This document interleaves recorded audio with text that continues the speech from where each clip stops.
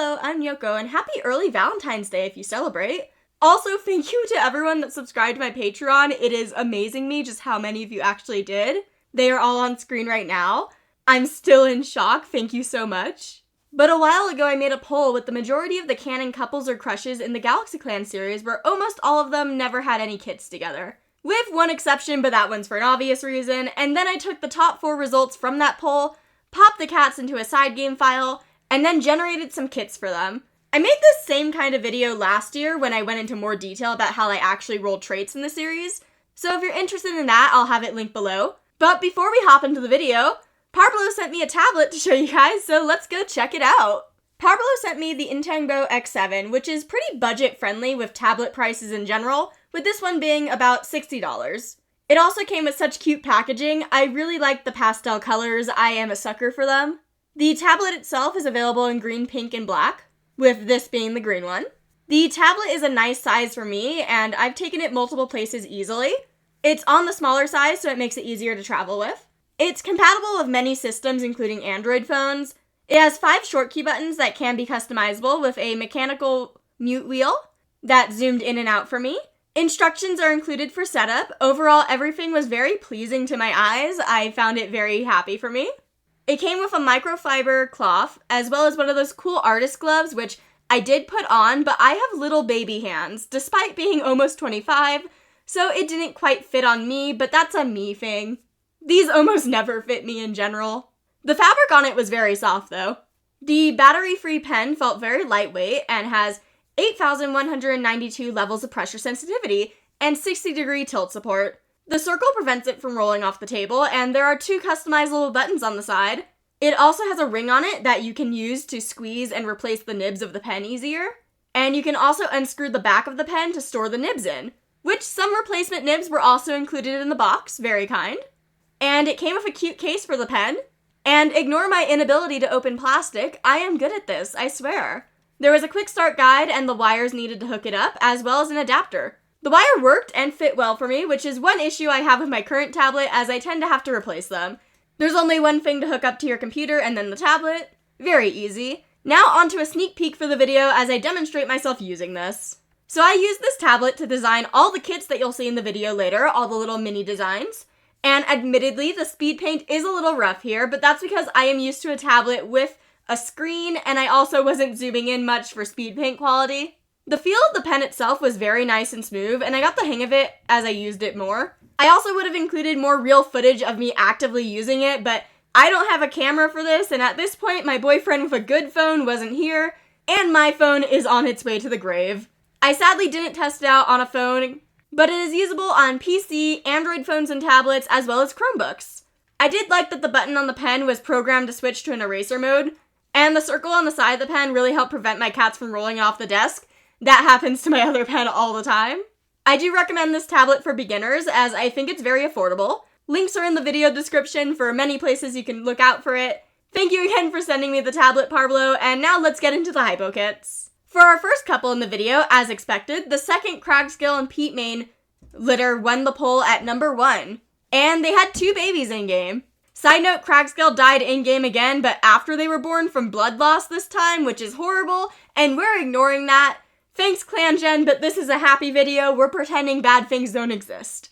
I will make these kits canon specifically, since in the Warriors series it has been shown that if the cats died expecting the kits, they will show up in StarClan. So yeah, these are the only canon kits that are in this video. And the rest of the video is cats that never had kits together, but I had to go with these guys for obvious reasons. As for the babies, they actually rolled a male tortie, which I am screaming at my luck being used on the side video.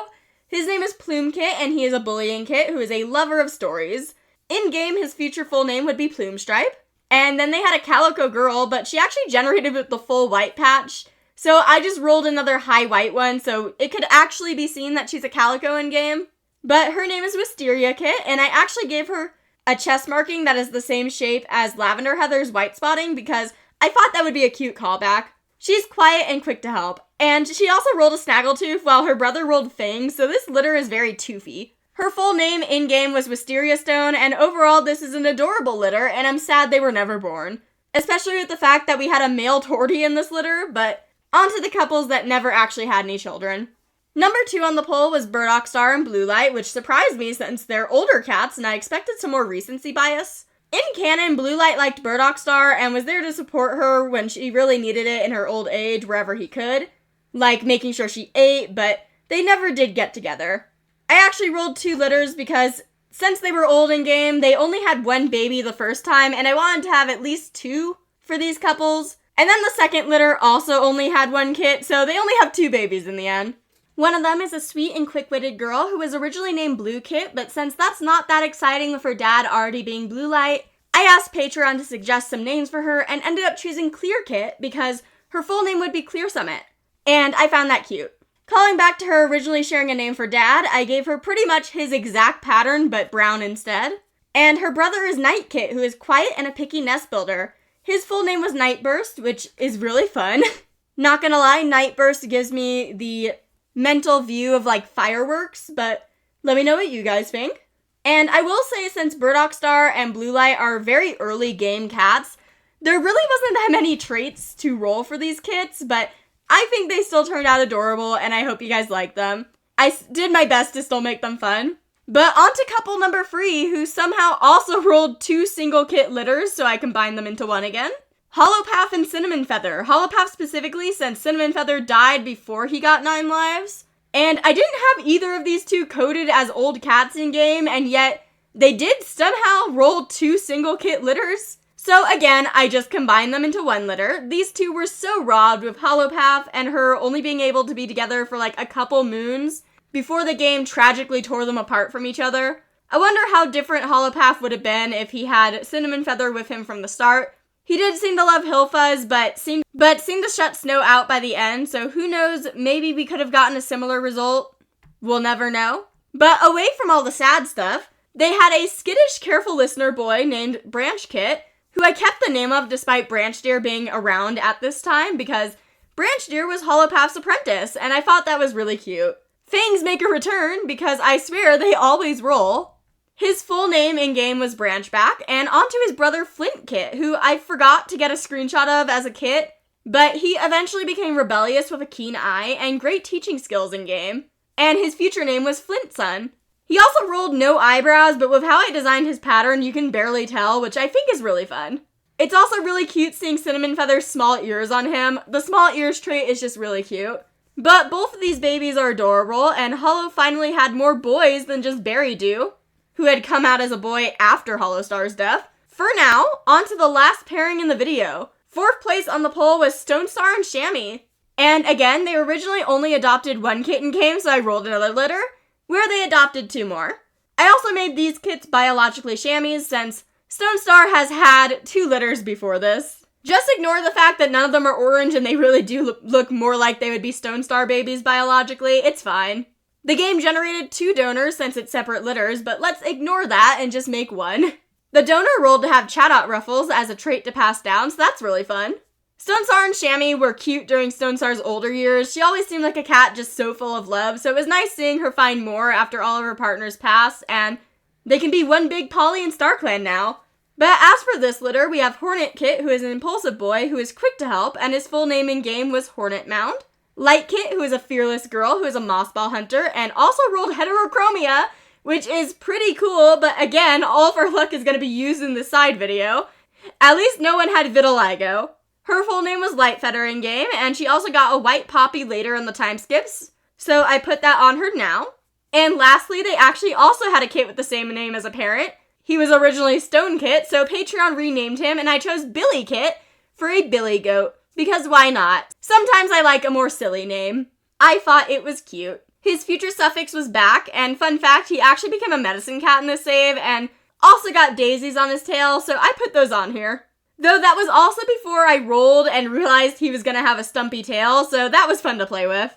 He's an attention seeker and quick to make peace. I also had to make one of the babies stepping on Stonestar's face because that somehow kind of became a trend with her litter pictures. But yeah, these 3 are adorable, and this couple was really sweet in their older years. I'm happy Stonestar had someone with her, and only had to spend a couple moons alone before she ended up passing too. But with that, there's the video. Were you expecting the winning couples to be these? I wasn't. Here's the results of the poll on screen if you're curious of every ship's ranking. The results were wildly changing in the beginning, and some ships like Condor Truffle, Thunderkale, Whisker Branch, Micah Hop Rooster, Turtle Todd, Rainbow Chris, and Echo Wren all had their time of being in the top 4 on the polls. This was really fun, and I'm probably doing another one of these next year. Thank you again for Parblo for sending me a tablet, and check out the links below if you're interested in it. And happy future Valentine's Day for anyone celebrating, and to anyone not, I hope you can take a day to enjoy some self-love, and spoil yourself if you can. Remember to take advantage of discounted chocolate after the holiday, and thank you again to everyone who supports me on Patreon. And with that, I will see you next time. Peace!